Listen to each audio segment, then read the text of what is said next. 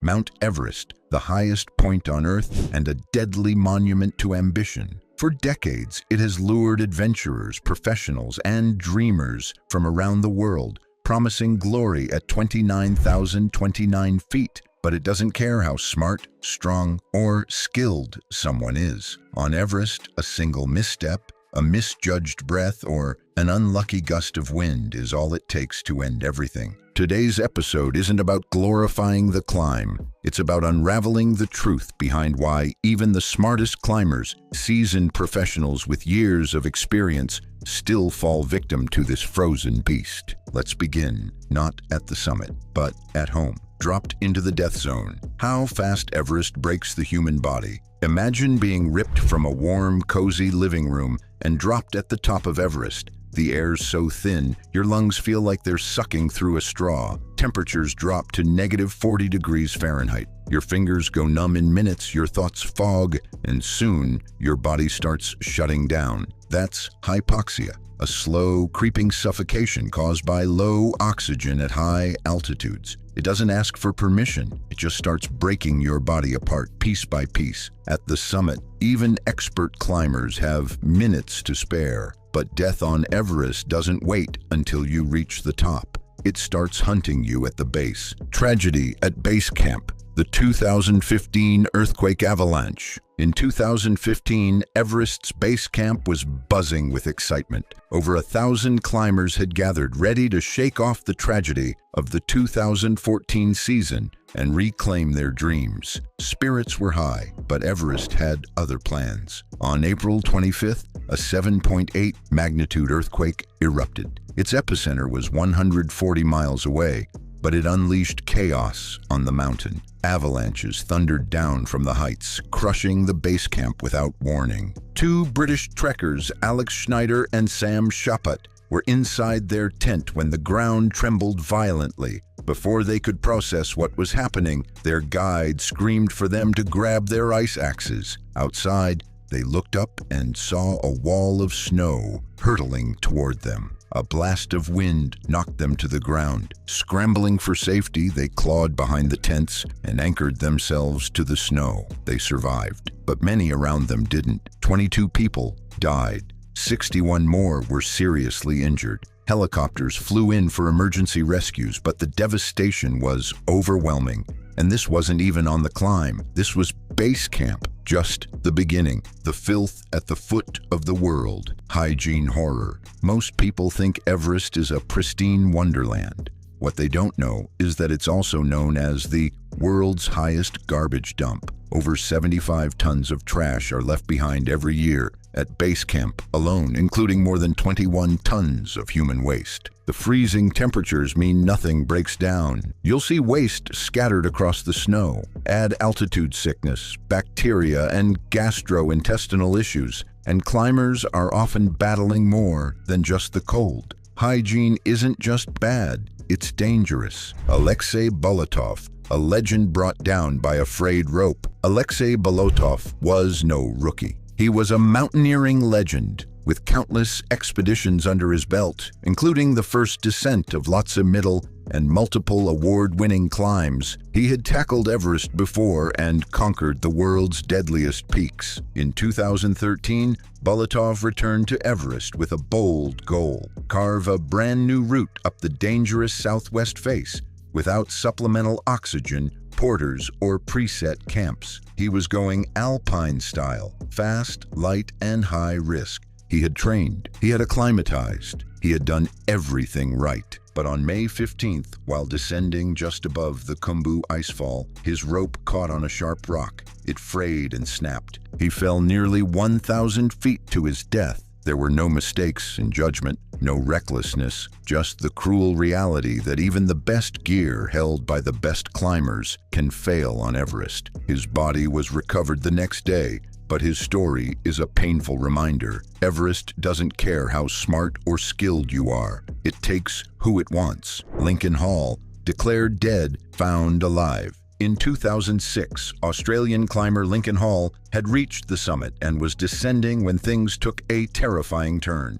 At 28,200 feet, high-altitude cerebral edema, ACE, set in. He became confused. disoriented. He started hallucinating. His Sherpa guides did everything they could, but at that altitude, they were barely surviving themselves. Eventually, they had to leave him. He was declared dead. His family was told to prepare for the worst. But 12 hours later, another team of climbers stumbled upon him, sitting cross-legged, coat open, no gloves, talking nonsense, and convinced he was on a boat. They couldn't believe it. He survived that night and was rescued. But what Lincoln Hall endured is the terrifying nature of haste. It tricks your brain into thinking you're fine. You don't feel the damage until it's too late. He was lucky. Most aren't. Unforgiving Sherpa, the 2-mile fall. Sherpas are the true heroes of Everest. They carry supplies, set ropes, and guide climbers, often while risking their own lives. Unforgiving Sherpa knew Everest well. At just 25 years old, he had already summited it twice. In May 2016, he was leading a team to Lhotse and climbed up the icy face to set ropes. Hanging over a dangerous ledge, securing the line for others, he slipped and fell 2 miles, landing near Camp 2. There was no time for last words, no time to react. The mountain took him instantly. Even with experience, training, and strength, Everest doesn't give second chances. Western CWM, the solar oven that kills. After conquering the Khumbu icefall, climbers pass through a wide glacial valley known as the Western CWM, called the Valley of Silence. But don't let the name fool you. On clear days, the sun reflects off the snow like a magnifying glass, turning this stretch into a 95-degree death trap. At nearly 20,000 feet, climbers are already battling altitude sickness. Add in searing heat and dehydration, and it becomes a brutal test of endurance. This isn't a place to relax. It's a place where pushing too fast or resting too long can cost you everything. Abdul Wahed War, glory at the peak, death on the descent. On May 12, 2021, 42-year-old Swiss climber Abdul Wahed War reached the summit of Everest. After months of preparation, he stood at the top of the world. But standing at 29,029 feet is only half the journey. The descent is even more dangerous. As he made his way down, extreme fatigue and oxygen deprivation kicked in. His team alerted the organizing camp. Sherpas rushed to help, carrying food and oxygen. By the time they reached him, he was unconscious. Despite every effort, Abdul didn't make it back. 20 days later, his body was recovered from the death zone, marking one of the highest retrievals ever completed on Everest. Abdul made history, but not the way he had hoped. He had left behind a wife and 2 children who had tracked his ascent through satellite pings and summit trackers. News of his summit had brought celebration, brief and heartbreaking. The mountain had already started claiming him, even before anyone realized it. Climbers descending alongside him later recalled how silent he had become, walking slowly, barely responding. That's often the final sign, when the mind gives in before the body collapses. The Sherpas who reached him tried to revive him, rubbing his limbs, pumping oxygen into his mask, calling his name into the thin air. But Everest had already stolen his breath. Bringing his body down took 10 expert Sherpas, navigating deadly ice, crevasses, and winds above 26,000 feet. They battled exhaustion, frostbite, and altitude sickness just to bring him home. His story isn't one of failure. It's a brutal reminder of what Everest demands, even from those who seemingly do everything right. The death zone, where the body begins to shut down. Above 26,000 feet lies the death zone. Oxygen levels here drop to just 8.7%. The human body starts to shut down. You're not just climbing, you're slowly dying. Even with supplemental oxygen, you can only survive for a day or 2. Every second counts. Camp 4, the last camp before the summit, is where climbers make their final push. It takes 9 to 18 hours to go from Camp 4 to the peak, depending on the climber's condition. That's 3,000 feet of brutal elevation, freezing temperatures, and relentless wind. The jet stream winds up here can hit 100 miles per hour or more, strong enough to knock climbers off the ridge in a second. Combine that with hallucinations, snow blindness, and frostbite, and you're staring down every reason Everest has claimed over 300 lives since records began. The Hillary Step, gone but still terrifying. Near the top sits the Hillary Step, once a legendary 40-foot wall of rock that climbers had to scale before the summit. The 2015 earthquake reduced it to a rubble-covered slope, but the danger hasn't gone away. At this point, climbers are minutes from the summit, but they're also running low on oxygen, physically wrecked, and mentally foggy. Misjudging this last hurdle has led to many climbers collapsing on the final stretch, often just meters from glory. Snow blindness and the final descent. Even those who summit face one last risk: snow blindness. At the top, UV rays reflect off the snow at extreme intensities, burning the corneas and blinding climbers. Losing vision at 29,000 feet isn't just terrifying, it's fatal. You can't descend safely without seeing where you're stepping, and the terrain below the summit is full of sheer drops and unstable snow. This is the trap. Everest pulls climbers to the top, but kills them on the way down. Why Everest still claims lives, even in the modern era. Out of 40,000 people who visit Everest each year, only about 800 attempt the summit. While base camp has a 95% success rate, the summit has only 57%. And that 1% death rate? It hasn't changed since 1953. More climbers, better gear, smarter strategies, but the risk stays the same. That's Everest's secret. It lures you in with adventure and then forces you to gamble everything. Every year, Everest attracts the best and brightest: engineers, doctors, elite military veterans, and world-renowned mountaineers. Many make it up, some make it back down, but a few, some of the smartest, most prepared, and most experienced, don't. Take in the beauty of the mountains.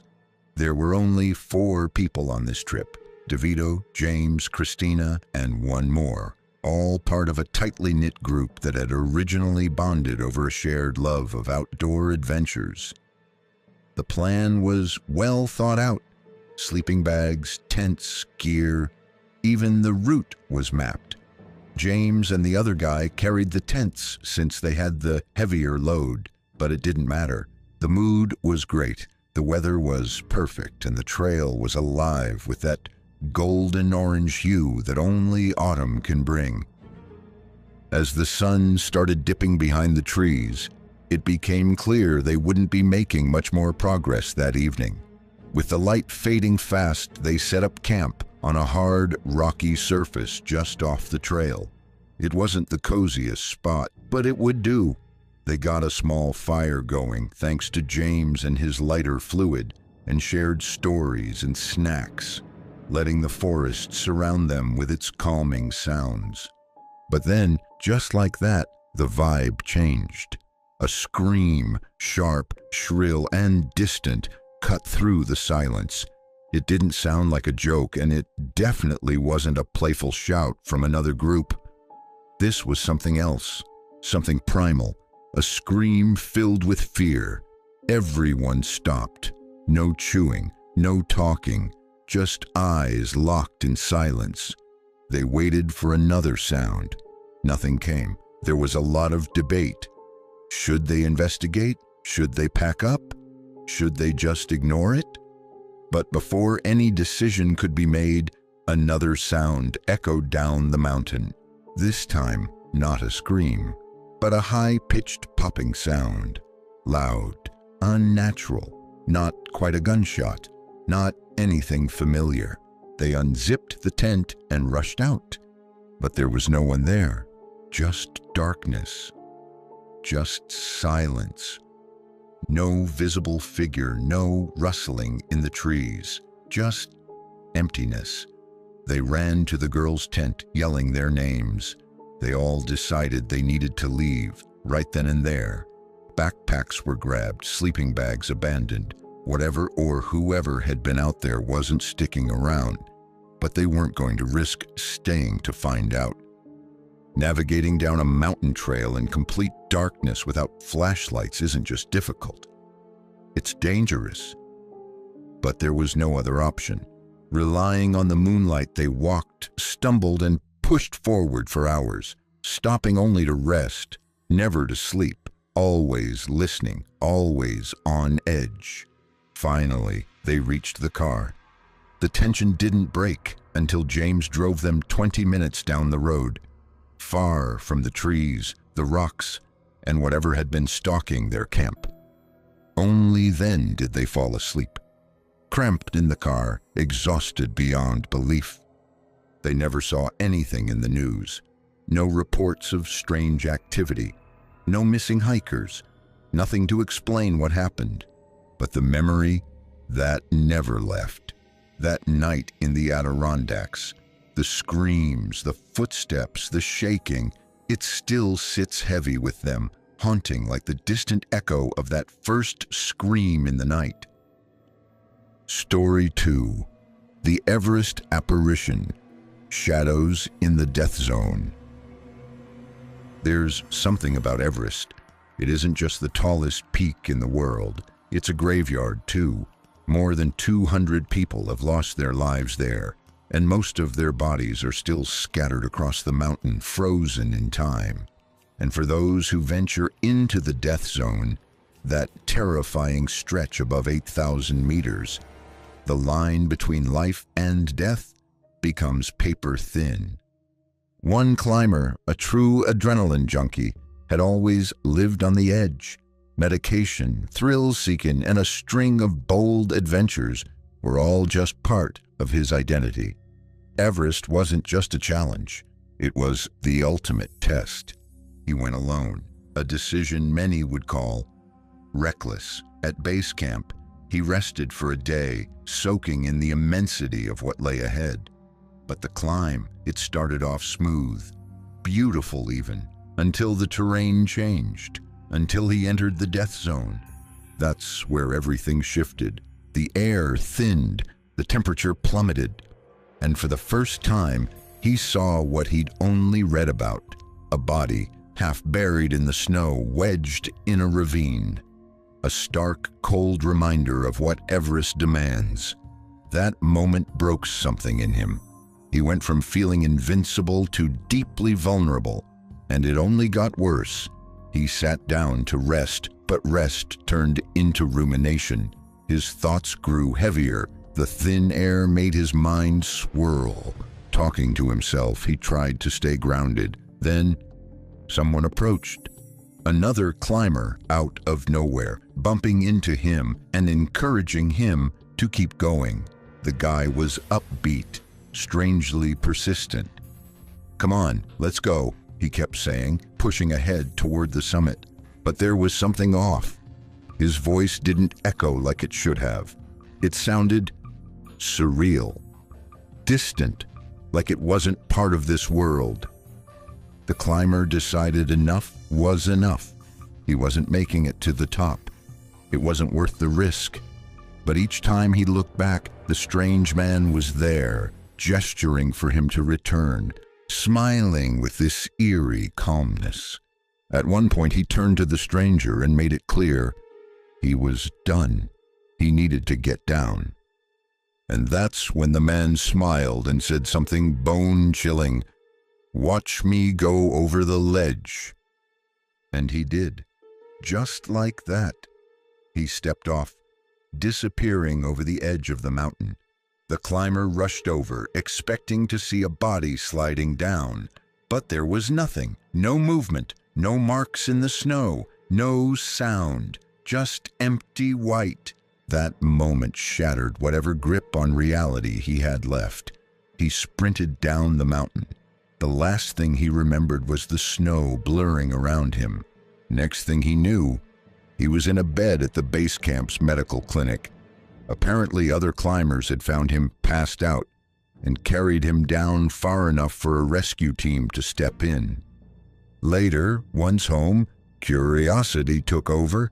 He looked up recent deaths on Everest, and there it was, a young climber who had died that same week, who looked eerily like the man he saw. The report had come out before the hallucination, which made everything even more confusing. Had the lack of oxygen caused a vivid hallucination, or had something else, something beyond explanation, appeared to him in the death zone? That climb changed him, not just physically but mentally. He never attempted a solo climb again. And that strange encounter on Everest? It left a scar deeper than frostbite ever could. Story 3. The Banff Descent, Faces in the Cave. Banff National Park is a dream escape. Wild, scenic, vast.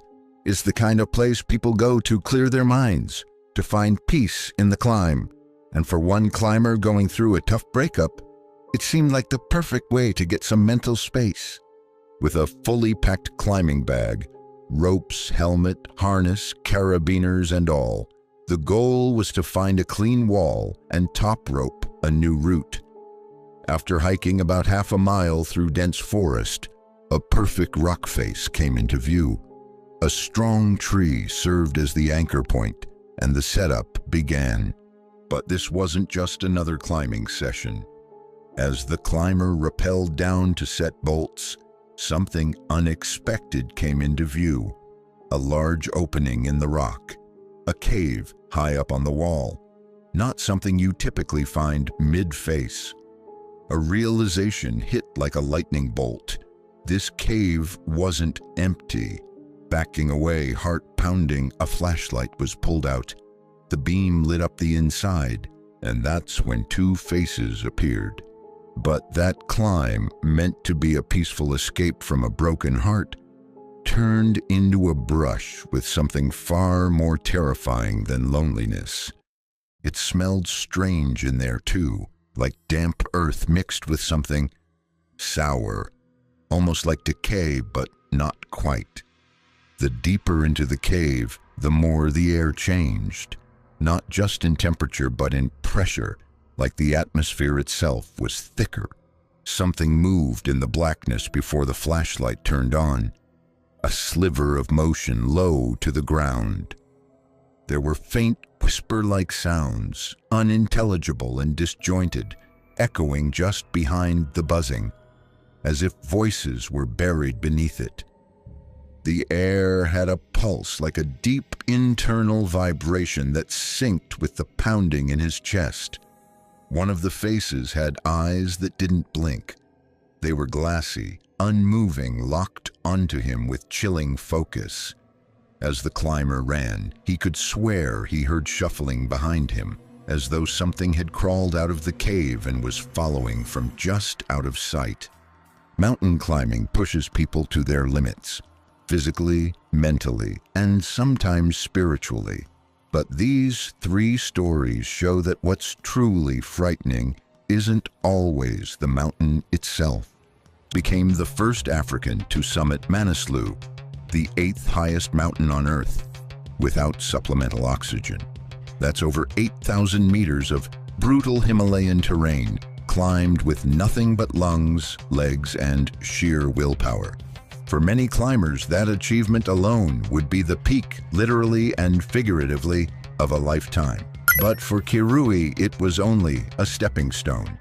Less than a year later, on May 22, 2024, he stood on the frozen slopes of Mount Everest, poised to attempt something even more dangerous, summiting the highest point on Earth without oxygen. 48 meters from that dream, his body was found. This is the story of how an extraordinary mountaineer, one of the most humble and disciplined climbers the world barely knew, came closer than any African before him to touching the top of the world, only to be taken by the mountain just before the final step. By day, Joshua Kirui worked as a banker, not the kind of person you'd expect to be battling for breath in the death zone. He was methodical, focused, always composed, the kind of guy who managed other people's finances with a surgeon's precision. Colleagues at Kenya Commercial Bank described him as reliable, reserved, the one who always triple-checked everything. But what most people around him didn't know was that after office hours, Joshua Kirui was living a secret second life. a quiet obsession that involved ice axes, climbing ropes, and frozen peaks that pierced the sky. He wasn't just hiking hills or trekking trails. He was training to stand where only a few hundred humans have ever stood, the summit of the world, without oxygen. Born in Kenya's Rift Valley, a place famous for producing some of the world's fastest marathon runners, Kirui wasn't interested in flat ground. While others chased speed records on roads and tracks, he was drawn to mountains. Vertical, remote, unforgiving mountains. Kirui didn't start climbing early. He was already in his 30s when mountaineering entered his life. But what he lacked in early experience, he made up for with the same precision and strategy he applied to banking. He studied routes like spreadsheets. He trained obsessively. He analyzed risks and prepared with almost scientific discipline. His mountaineering resume speaks volumes. He climbed Mount Kenya not once, not twice, but 15 times. He even set speed records. On the Siraman route, he covered the distance from Old Moses to Lanana Summit in under 3 hours, a climb that takes most people a full day. He once summited Mount Kenya 3 times in a single day. That alone should have made him a national hero. And that was just the beginning. He tackled Mount Stanley in Uganda, a 6-day technical climb that demands both endurance and navigation skills. He took on Kilimanjaro several times, completing one of his ascents and descents in just 15 hours. But the true breakthrough came in September 2023, when he summited Manaslu, 8,163 meters, with no oxygen. No African had ever done that before, but even after that historic feat, Kirui stayed quiet. He didn't post victory photos, didn't boast. Even his co-workers at the bank barely knew what he'd accomplished. One family member said he made climbing sound like a regular trip. He just said he was going to the mountains like other people go to the office. Privately, though, he was already looking ahead to the ultimate challenge, to Everest. Climbing Everest without supplemental oxygen isn't just difficult, it's one of the most dangerous human endeavors. The summit, at 8,848 meters, lies deep inside the death zone, where oxygen levels drop to 1/3 of what they are at sea level. The human body isn't designed to survive there for long. Every step above 8,000 meters is a gamble. Climbers without oxygen face it all: cognitive failure, hallucinations, frostbite, hypoxia. Their hearts pound harder, their brains work slower, and every muscle aches for air that doesn't come. Only a tiny fraction of Everest climbers attempt it without oxygen.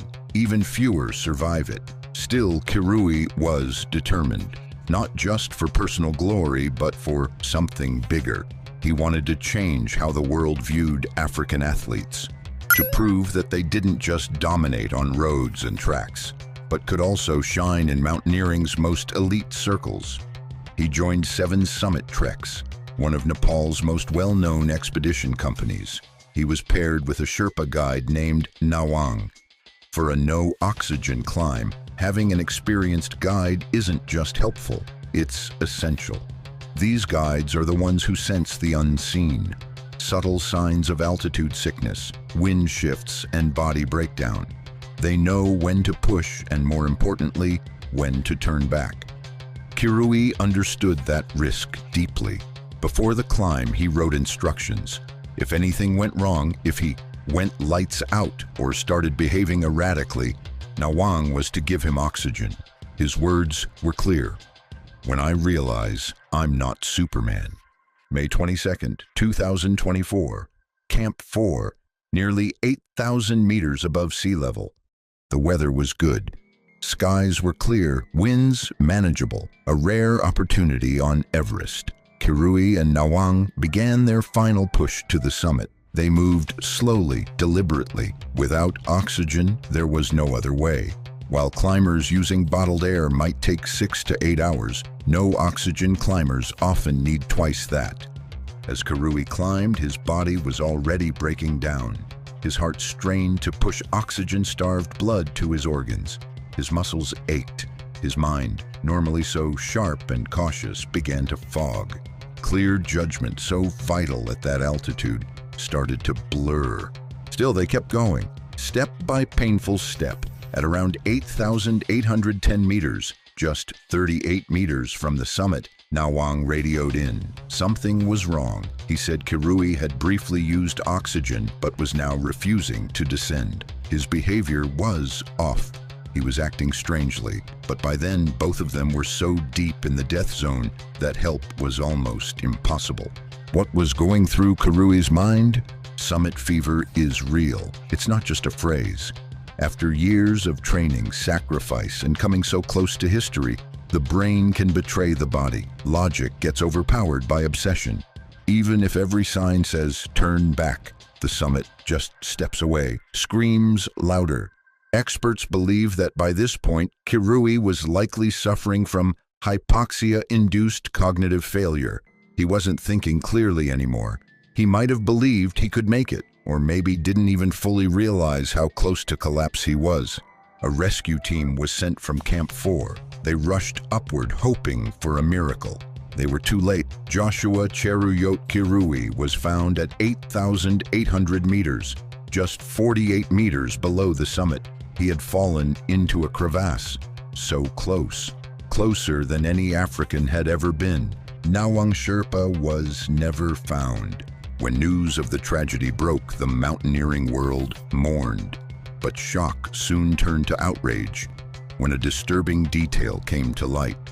Nawang Sherpa, the man guiding one of the most dangerous no-oxygen climbs in modern history, had never summited Everest before.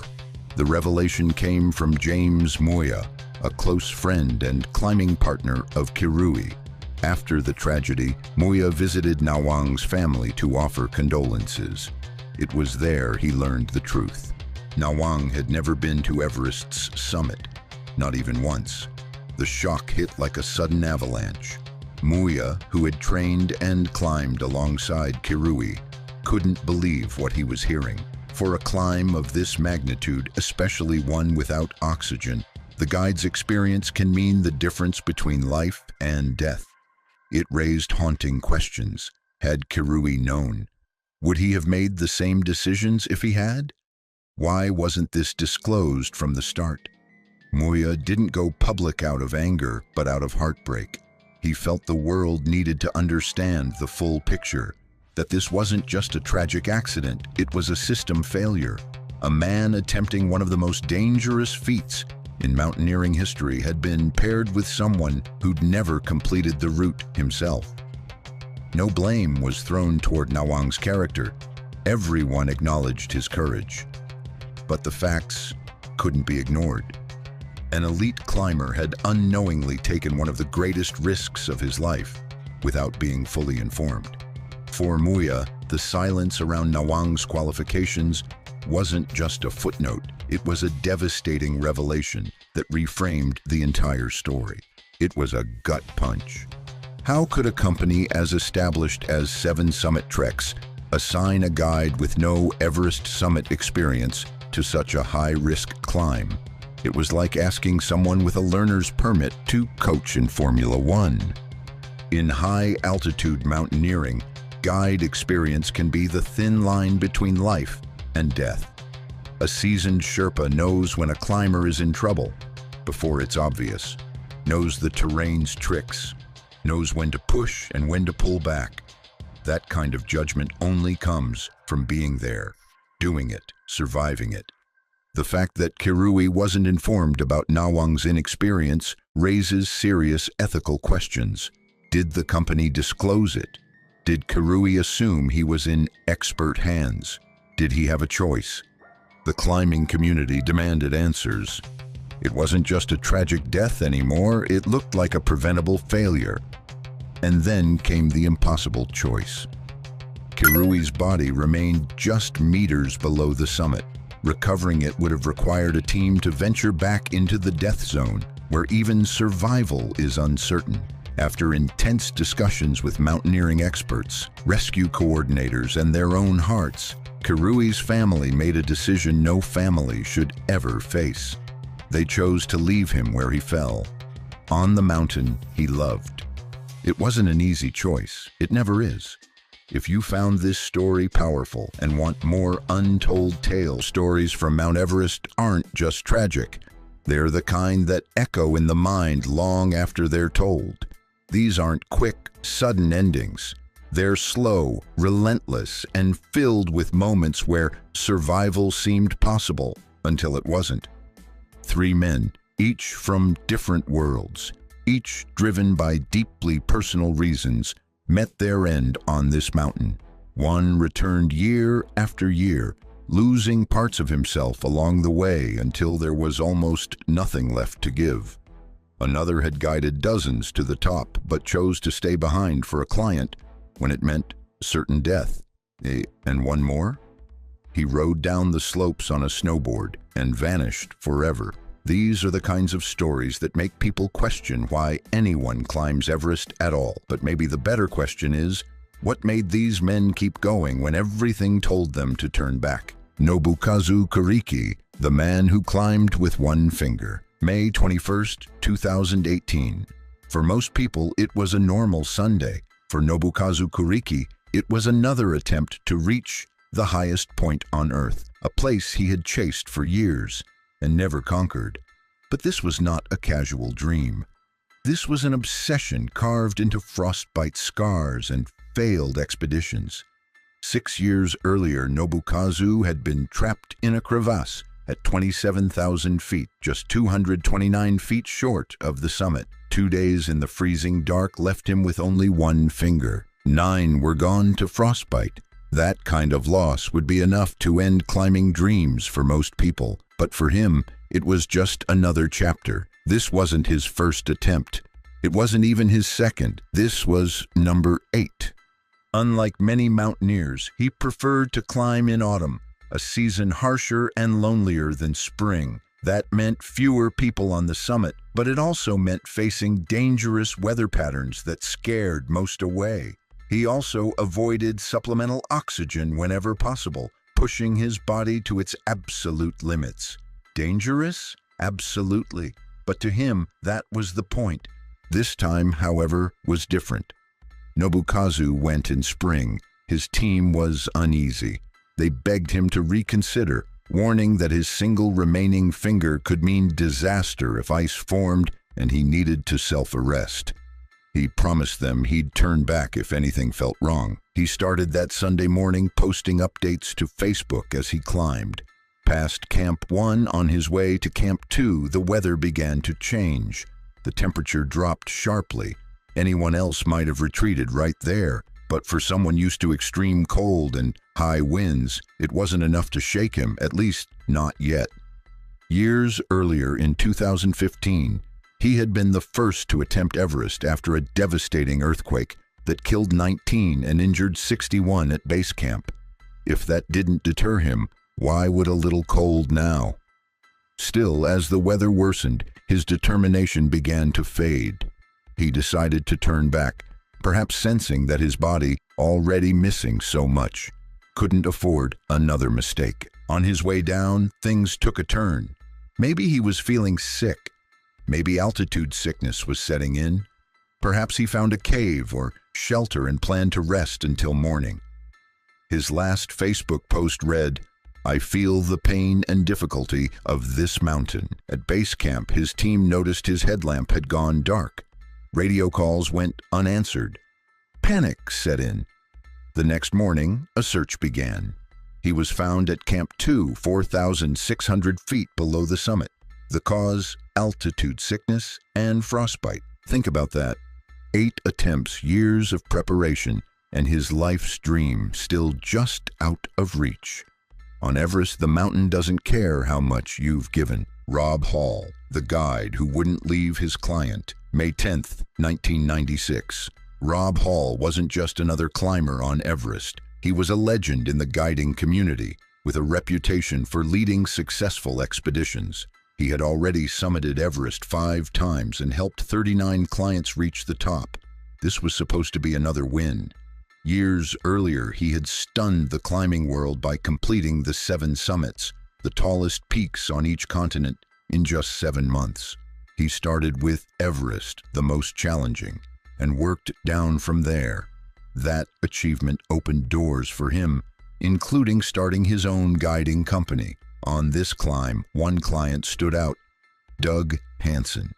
The year before, Doug had come heartbreakingly close to the top, but had run out of oxygen and turned back. He had poured his life savings into this second and final attempt. Rob wanted to see him succeed. The climb went smoothly until they reached the Hillary Step, a nearly vertical 39-foot rock face just below the summit. Only one climber can ascend or descend at a time, and delays here are common.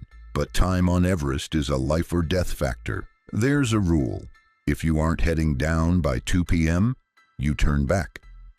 Staying too long in the death zone means oxygen depletion, exhaustion, and possibly never making it down. The wind cut across the ridge in sharp, icy gusts, carrying with it the sound of climbers' boots scraping against rock.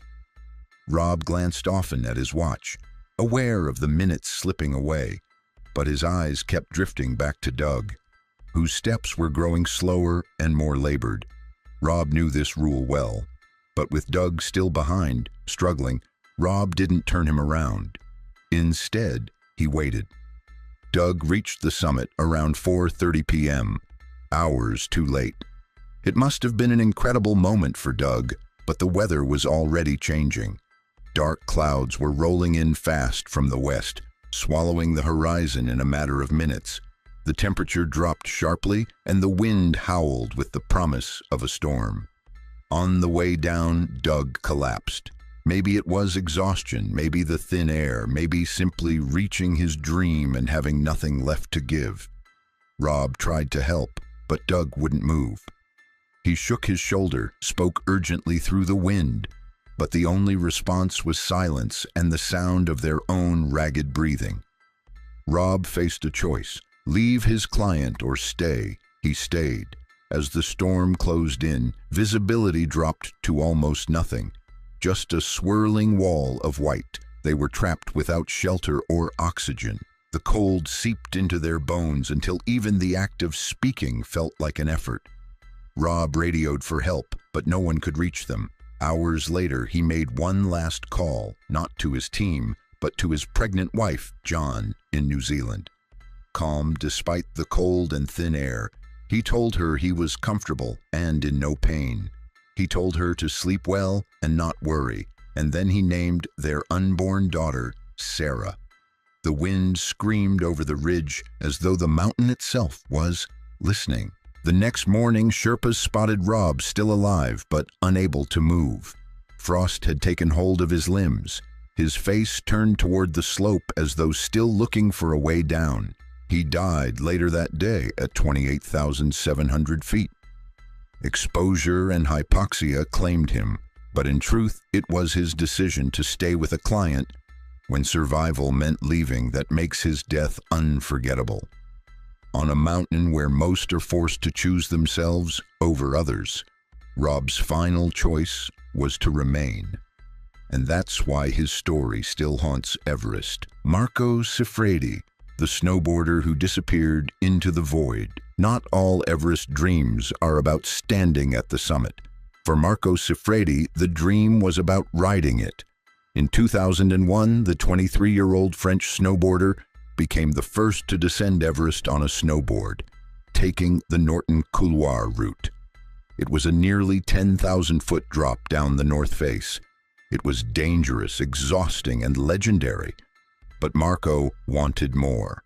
He wanted the Hornbein Couloir, a steeper, narrower, and far more dangerous route that few climbers had ever even attempted.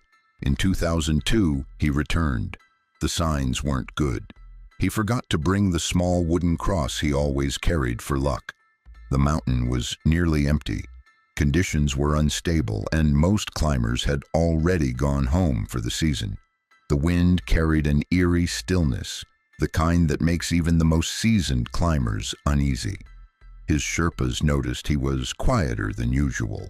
his usual bursts of humor replaced by long silences. The climb was long, 12.5 hours to the summit. Marco rested there for a full hour, far longer than recommended. Maybe he was soaking it in. Maybe he was already too tired. He gazed out over the endless expanse of white peaks, as though memorizing them. A few times he ran his gloved fingers over his snowboard's edge, almost absent-mindedly, like a ritual before a final performance. His Sherpas urged caution, but he strapped on his board anyway. The sound of the bindings clicking shut cut sharply through the thin, cold air. They watched him disappear down the hornbeam couloir. From their vantage point, it looked like he'd made it through the chute.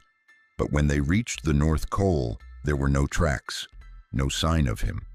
A search was launched, but worsening weather erased any hope. The mountain's shifting snow concealed everything. His path, his body, even the story of how it ended. He was never found. Theories swirl. Did an avalanche sweep him away? Did he fall into a hidden crevasse? Or, more haunting, did he know the risks and accept them anyway? For Marco, the hornbeam was more than a slope. It was the pure line, the dream he had waited a year to ride. The one he wouldn't let go of, even when the mountain was telling him to. 3 men, 3 different dreams, and 3 endings that still send chills years later. Nobukazu Kuriki kept coming back no matter how much he lost. Fingers, strength, and eventually his life. Rob Hall had every reason to turn around, but chose to stay with his client, even when it meant certain death. Marco Siffredi had already made history, but chased a steeper, more dangerous line until the mountain swallowed him whole. These weren't reckless amateurs. They were experienced, skilled, and prepared. But Everest doesn't just test skill, it tests limits.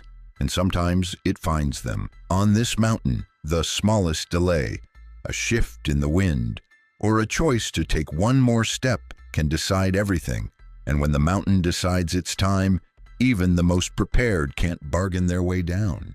If these stories leave anything behind, it's the reminder that the drive to reach the top, whether for peace, for others, or for the pure line, can be as dangerous as the mountain itself. If these stories grip, over 300 climbers have lost their lives on Mount Everest, and nearly 200 of those bodies still lie scattered across its icy slopes, frozen in time. Some are visible, haunting reminders to those who pass them. Others remain buried beneath layers of snow and ice, never found. It's no wonder the area above 8,000 meters is known as the death zone, a place where oxygen thins, temperatures plummet, and even the smallest mistake can be fatal. But it's not always the climb up that kills. It's the way down. Most deaths occur during the descent, when exhaustion, weather, and human error collide in deadly ways. This video dives deep into the chilling real-life stories of climbers who fell from Everest. These weren't just adventurers, they were athletes, pioneers, visionaries, and their final moments reveal just how unforgiving Everest can be. Thomas Olsson, the dream to ski Everest that ended in a nightmare. Thomas Olsson, a Swedish extreme skier and adventurer, stood on the summit of Everest on May 16, 2006. This was no ordinary climb for him. Thomas had trained relentlessly. He had skied down dangerous peaks across the globe. He had a clear goal: ski down Everest's north face via the Great Couloir, also known as the Norton Couloir, one of the most dangerous ski routes on the planet. He wasn't alone.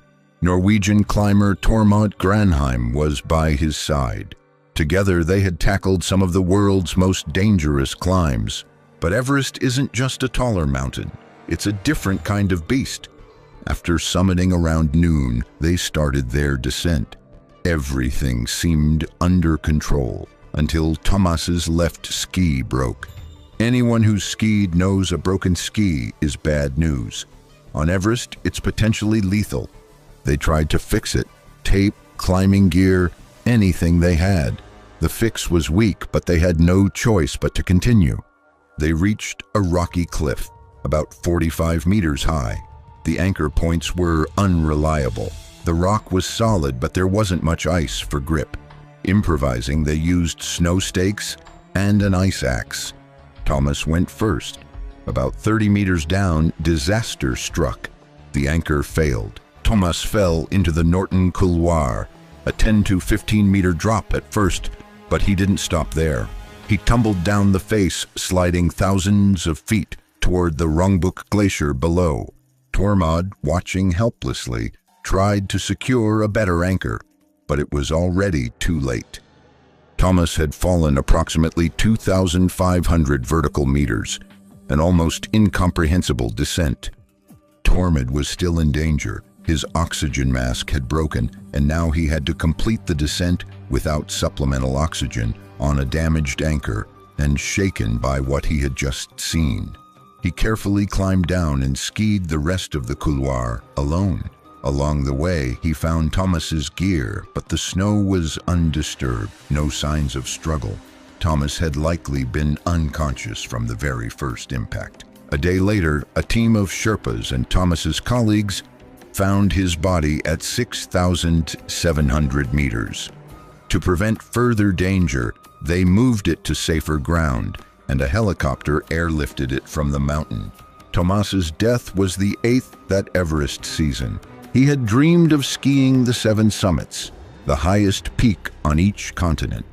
Everest was supposed to be the crown jewel, but it became the end of the line. Babu Chiri Sherpa, a legend lost in silence. Babu Chiri Sherpa was a living legend. Born in Nepal's Khumbu region, Babu had Everest in his blood. By age 16, he was already working as a porter, hauling gear up the slopes for other climbers. But it didn't take long for him to become one of the greatest Sherpas in history. He summited Everest 10 times. He once spent 21 hours on the summit without supplemental oxygen, a feat most climbers can't even begin to comprehend. He scaled the entire mountain in just 16 hours and 56 minutes, another mind-blowing achievement. But Babu wasn't just about records. He was a community man. He dreamed of building schools in his village, and he used his fame and climbs to raise funds for education in the Khumbu region. In 2001, during what was supposed to be his 11th Everest expedition, Babu was at Camp 2, around 6,500 meters. No one knows exactly what happened. He was seen walking near the edge of camp, possibly taking photos. Then, silence. He didn't return for dinner. A search party found the truth. He had slipped and fallen into a crevasse. The fall was fatal. It took 2 Sherpas and 8 hours of grueling effort to recover his body and bring him back through the icefall to base camp. He was only 33 years old. His death shook the mountaineering world. A climber who had spent 21 hours on the summit died near camp in a routine moment. That's Everest. It gives nothing, and it takes everything. Uli Steck, the Swiss machine that Everest couldn't spare. Nicknamed the Swiss Machine, Uli Steck was a legend of speed, solo ascents, and pure mountain efficiency. By 2017, he had conquered the north face of the Eiger at 18, soloed Annapurna's south face, and climbed without oxygen on countless peaks. He wasn't just a climber, he was a phenomenon. His goal in 2017, summit Everest via the rarely climbed Hornbeam Couloir, then traversed to Lhotse, Everest's neighboring 8,000-meter giant, without supplemental oxygen.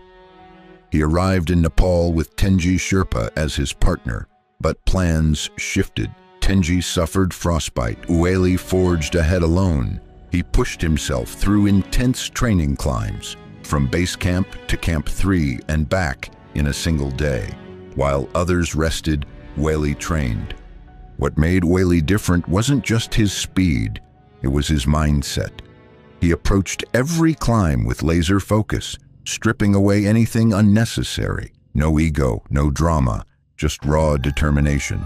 Fellow climbers often said he moved like a machine, but thought like an artist. His routes were precise, elegant even. He didn't climb to show off. He climbed to explore his limits. In Nepal, people recognized him instantly. Sherpas respected him, not just for his achievements, but for his humility and deep love for the mountains. He often stopped to talk with young climbers, sharing tips and stories with a calm that made others feel braver. He knew Everest wasn't just about muscle. It was about mindset. Mental clarity at altitude was his secret weapon. On April 30th, he made an unexpected decision: climb Nuptse, a neighboring peak, as a side mission. He set out early, joined briefly by a French climber, then split off alone. He was last seen 300 meters below Nuptse's summit. Then he fell. No radio calls, no warnings, just a sudden, devastating fall. Witnesses saw his body tumbling 900 meters down the mountain's north face. No one knows what caused the fall. A misstep, fatigue, a patch of black ice. The news hit hard. There was silence across base camp that day, the kind that says more than any words ever could. His body was later found between camps 1 and 2. He was just 40 years old. Uwali's death stunned the climbing world. If he could fall, anyone could. He was the pinnacle of control, preparation, and power. But Everest, once again, proved that it doesn't care who you are or how ready you think you might be. Everest is more than a mountain. It's a mirror. It reflects ambition, dreams, and sometimes tragedy. Each climber in this story had their reasons. Some were chasing records, some redemption, some legacy, and some just wanted to stand on top of the world, if only once.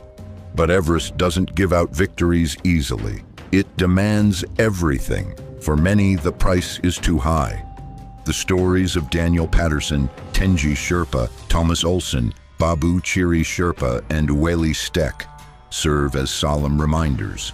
Everest doesn't just test the body, it tests the soul. And whether it's the death zone, the cornice collapse, a broken ski, a simple slip, or a decision made too quickly, the mountain always decides the final outcome. If this story moved you, consider sharing it.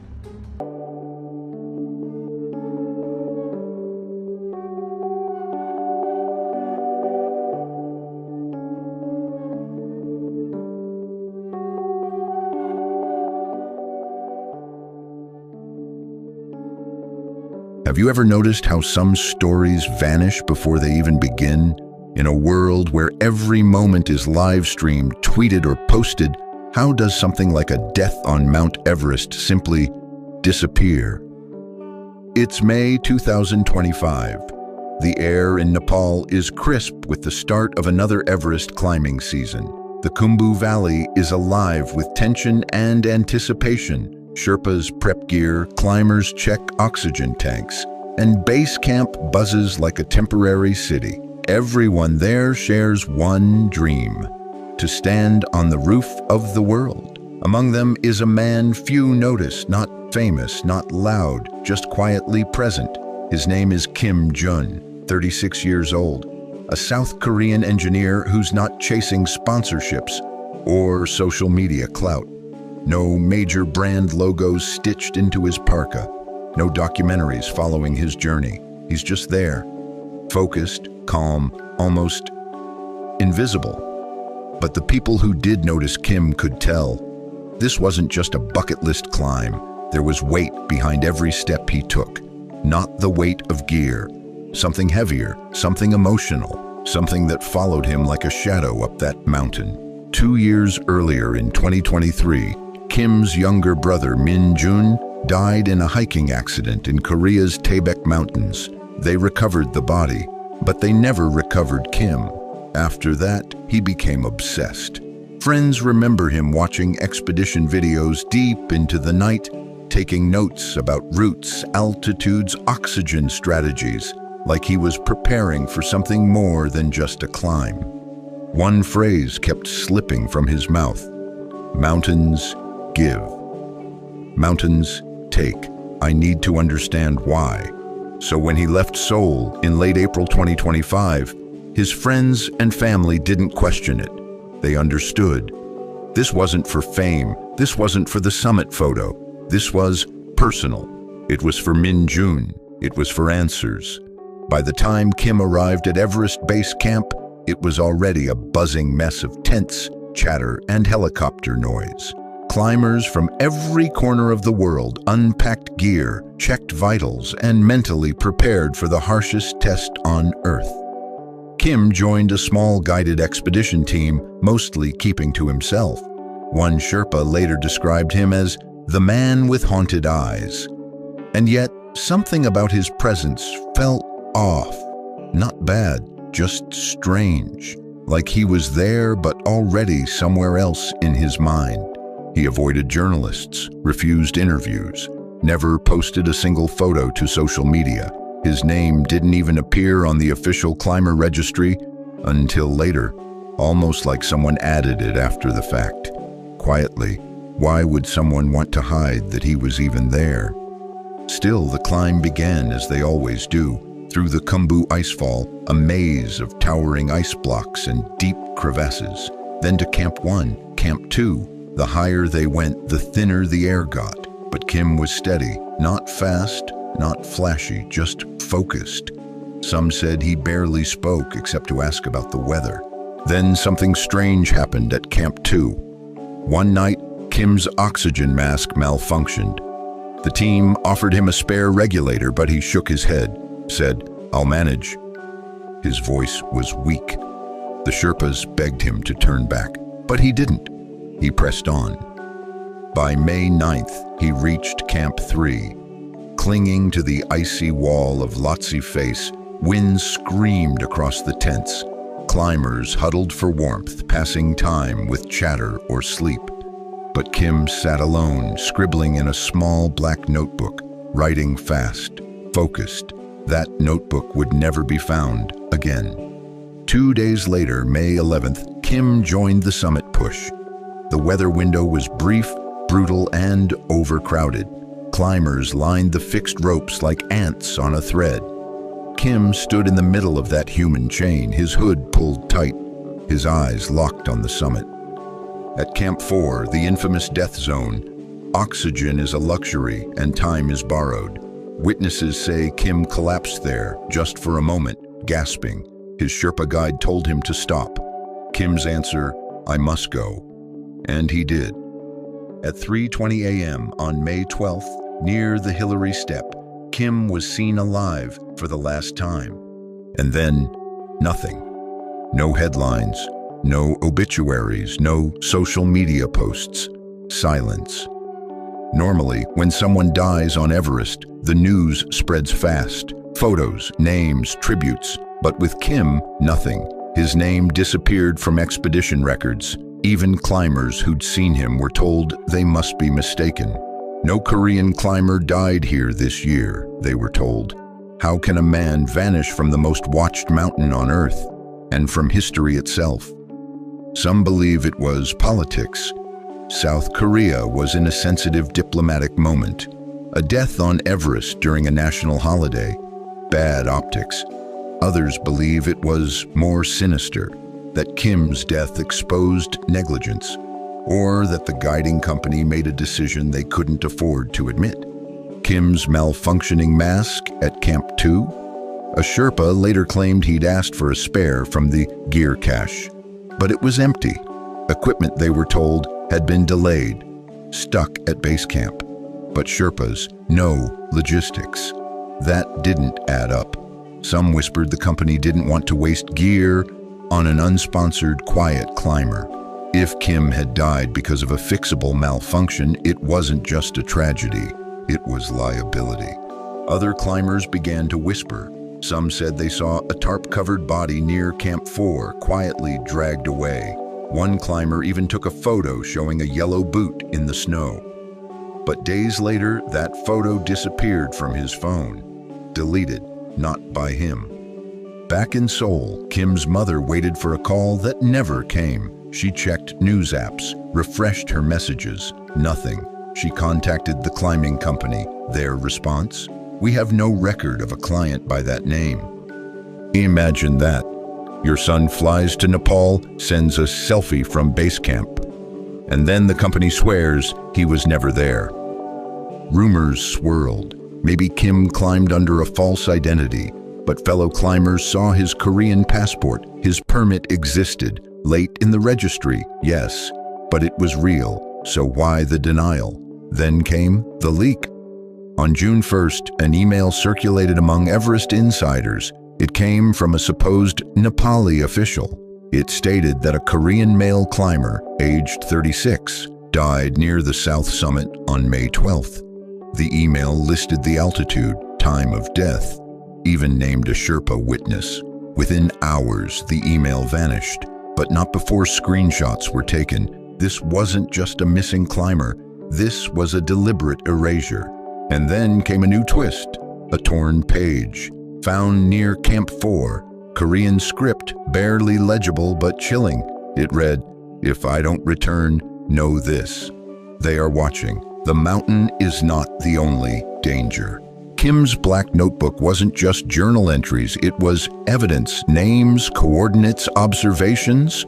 One climber, Ethan Cole, later said Kim believed guiding companies were falsifying summit reports, that rich clients who didn't make it to the top were photographed just below it and declared heroes anyway. According to Ethan, Kim had notes proving this, notes that could destroy reputations, and maybe that's why he had to be silenced. Ethan said after they shared a tent at Camp 4, Kim tore out a page and slipped it into Ethan's glove. "If I don't make it, show this." That page later surfaced. It listed damning lines, summit records falsified, money flows to officials. If my name disappears, it was not the mountain. 4 initials followed, RLHTKS. People in the industry shuddered. These weren't random letters. These were names, people high in the Everest hierarchy. And there was one more line, faint but still legible. 3 deaths before me. 1 silenced Sherpa. 2 fake summits. No one listened. That was followed by another cryptic scribble. Altitude forgives nothing, but people do for a price. Some said the handwriting trailed off at the edge of the page, like he was interrupted or rushed. But the message was clear. This wasn't just personal, it was systemic. A climber desperate to tell the truth, racing against forces determined to suppress it. And those initials, RLHTKS, they started appearing on anonymous forums tied to whispers of past expeditions gone wrong. Guides, officials, sponsors, no one was above suspicion now. Even permits from those seasons were quietly reviewed behind closed doors. The notebook hadn't just exposed a lie, it had started a quiet war. Meanwhile, more strangeness unfolded. A Canadian guide heard from a Sherpa who confessed Kim was alive when he collapsed. Barely, but alive. The guide asked why didn't they try to save him. The Sherpa said the team leader made a call. "Leave him. We can't risk others." A harsh decision, but not unheard of in the death zone.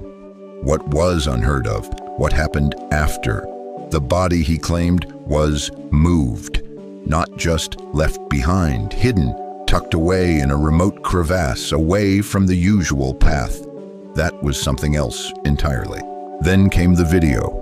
A journalist in Kathmandu received a USB drive with no return address. On it, grainy footage from Camp 4 at night.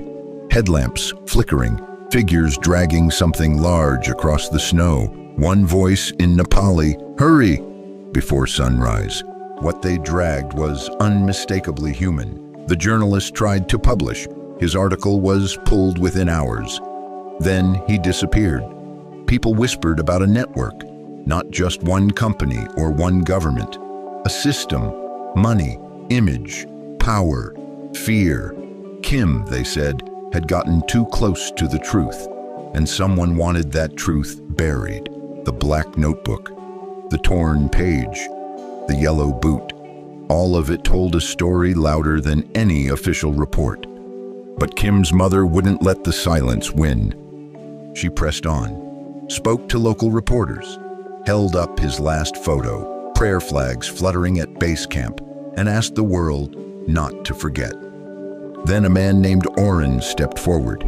He met her at a small tea house, slid a USB across the table. "This is all I could save." On it, 3 images, a summit certificate with altered names.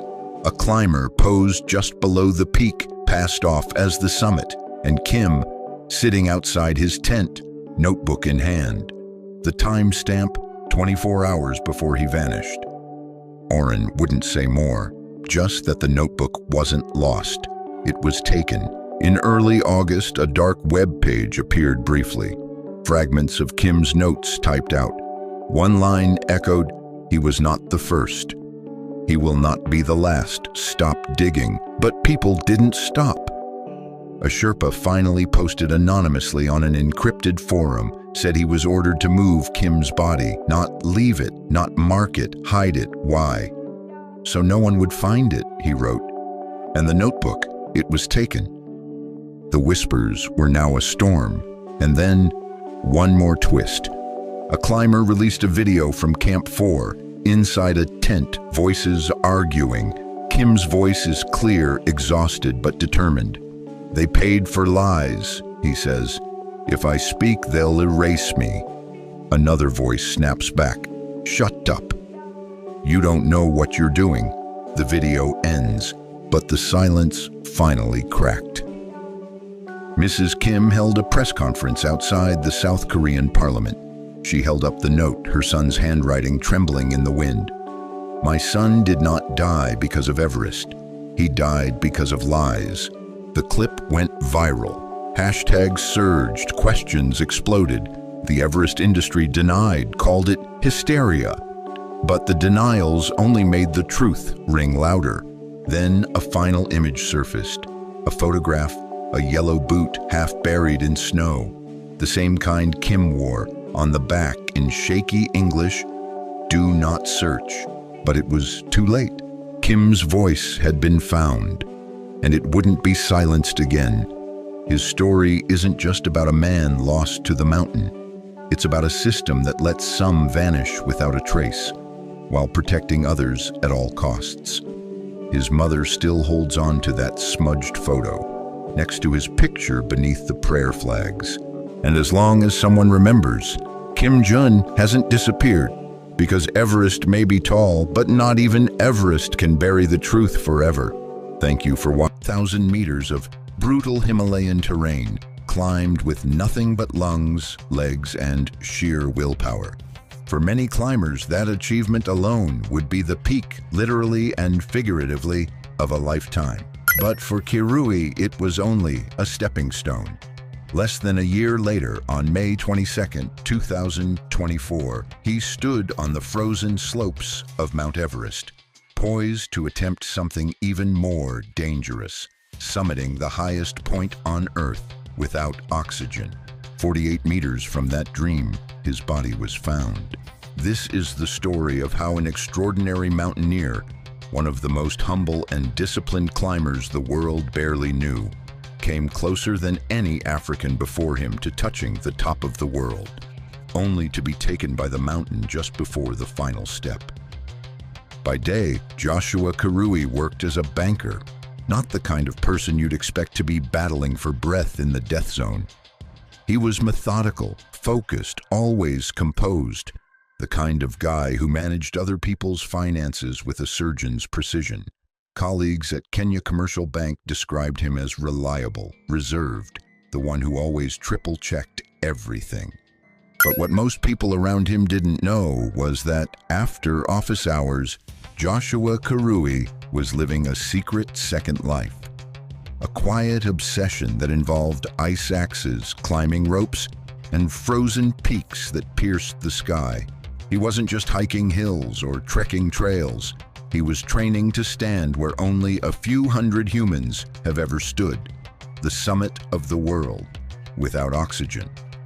Born in Kenya's Rift Valley, a place famous for producing some of the world's fastest marathon runners, Kirui wasn't interested in flat ground. While others chased speed records on roads and tracks, he was drawn to mountains. Vertical, remote, unforgiving mountains. Kirui didn't start climbing early. He was already in his 30s when mountaineering entered his life. But what he lacked in early experience, he made up for with the same precision and strategy he applied to banking. He studied routes like spreadsheets. He trained obsessively. He analyzed risks and prepared with almost scientific discipline. His mountaineering resume speaks volumes. He climbed Mount Kenya not once, not twice, but 15 times. He even set speed records. On the Siraman route, he covered the distance from Old Moses to Lanana Summit in under 3 hours, a climb that takes most people a full day. He once summited Mount Kenya 3 times in a single day. That alone should have made him a national hero. And that was just the beginning. He tackled Mount Stanley in Uganda, a 6-day technical climb that demands both endurance and navigation skills. He took on Kilimanjaro several times, completing one of his ascents and descents in just 15 hours. But the true breakthrough came in September 2023, when he summited Manaslu, 8,163 meters, with no oxygen. No African had ever done that before, but even after that historic feat, Kirui stayed quiet. He didn't post victory photos, didn't boast. Even his co-workers at the bank barely knew what he'd accomplished. One family member said he made climbing sound like a regular trip. He just said he was going to the mountains like other people go to the office. Privately, though, he was already looking ahead to the ultimate challenge, to Everest. Climbing Everest without supplemental oxygen isn't just difficult, it's one of the most dangerous human endeavors. The summit, at 8,848 meters, lies deep inside the death zone, where oxygen levels drop to 1/3 of what they are at sea level. The human body isn't designed to survive there for long. Every step above 8,000 meters is a gamble. Climbers without oxygen face it all: cognitive failure, hallucinations, frostbite, hypoxia. Their hearts pound harder, their brains work slower, and every muscle aches for air that doesn't come. Only a tiny fraction of Everest climbers attempt it without oxygen. Even fewer survive it.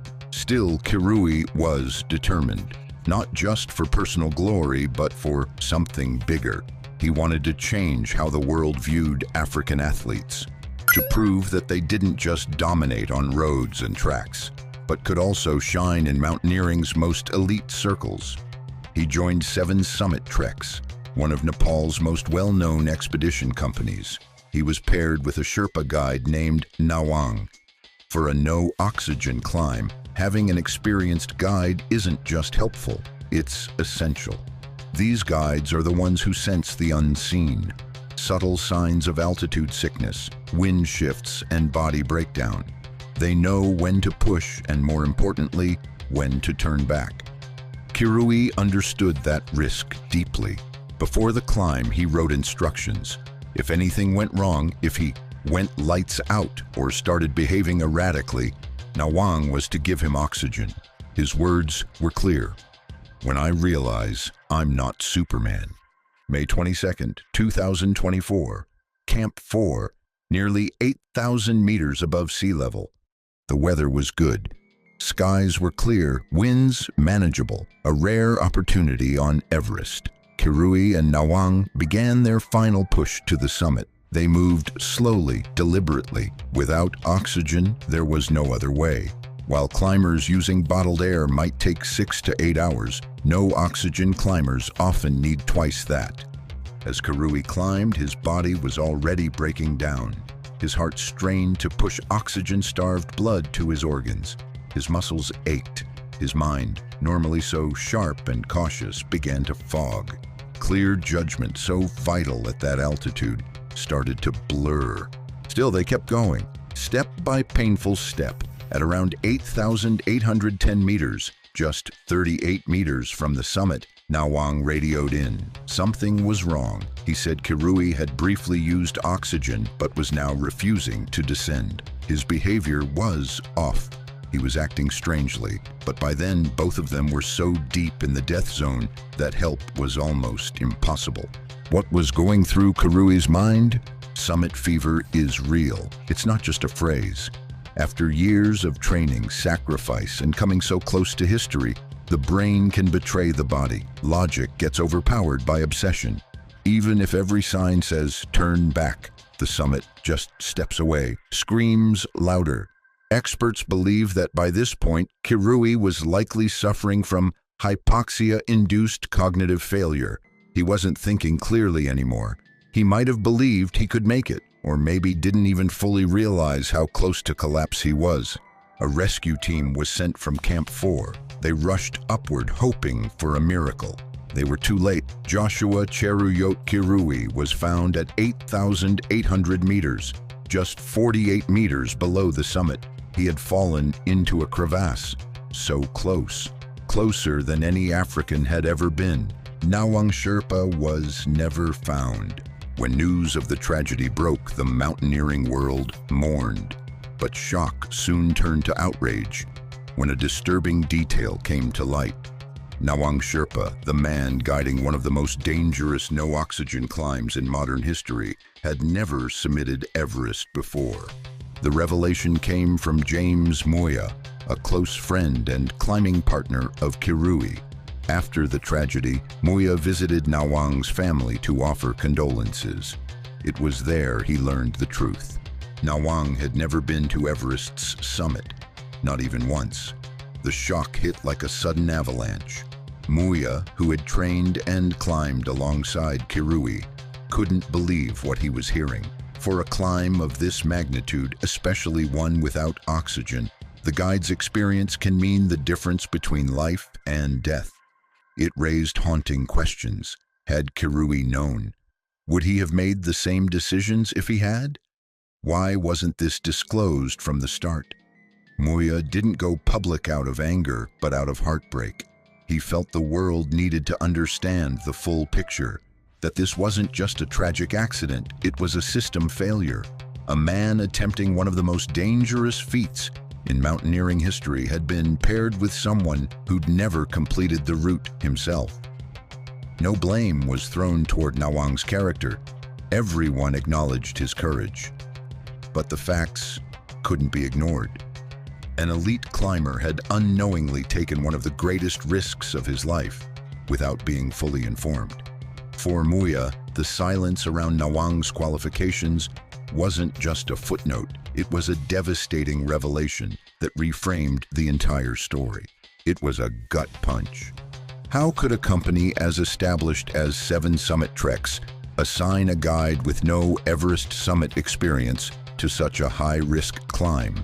It was like asking someone with a learner's permit to coach in Formula One. In high-altitude mountaineering, guide experience can be the thin line between life and death. A seasoned Sherpa knows when a climber is in trouble before it's obvious, knows the terrain's tricks, knows when to push and when to pull back. That kind of judgment only comes from being there, doing it, surviving it. The fact that Kirui wasn't informed about Nawang's inexperience raises serious ethical questions. Did the company disclose it? Did Kirui assume he was in expert hands? Did he have a choice? The climbing community demanded answers. It wasn't just a tragic death anymore, it looked like a preventable failure. And then came the impossible choice. Kirui's body remained just meters below the summit. Recovering it would have required a team to venture back into the death zone, where even survival is uncertain. After intense discussions with mountaineering experts, rescue coordinators, and their own hearts, Kirui's family made a decision no family should ever face. They chose to leave him where he fell, on the mountain he loved. It wasn't an easy choice. It never is.